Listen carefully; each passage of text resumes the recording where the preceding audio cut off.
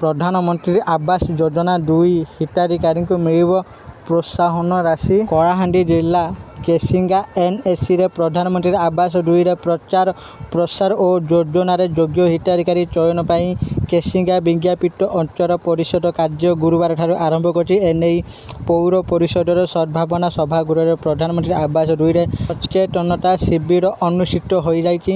NAC ଅଧ୍ୟକ୍ଷ ନୃପରାଜ ଯାଦବ କାର୍ଯ୍ୟକ୍ରମରେ ସଭାପତିତ୍ୱ କରିଥିଲେ। ଉପାଧ୍ୟକ୍ଷା ସରସ୍ୱତୀ ଶାହା, କାର୍ଯ୍ୟନିର୍ବାହୀ ଅଧିକାରୀ ଚିନ୍ମୟ ଆଚାରୀ, ସମସ୍ତ କାଉନସିଲର ଯୋଗଦାନ କରିଥିଲେ। ଗରିବ ବସ୍ତି ବାସିନ୍ଦା, ନିରାଶ୍ରୟ ଓ ଭୂମିହୀନ ବ୍ୟକ୍ତିଙ୍କୁ କିପରି ପକ୍କା ଗୃହ ଯୋଗାଇ ଦେବାକୁ ହେବ ପ୍ରଧାନମନ୍ତ୍ରୀ ଆବାସ 2 ସେ ବିଷୟରେ ବିସ୍ତୃତ ଭାବରେ ଆଲୋଚନା କରାଯାଇଥିଲା।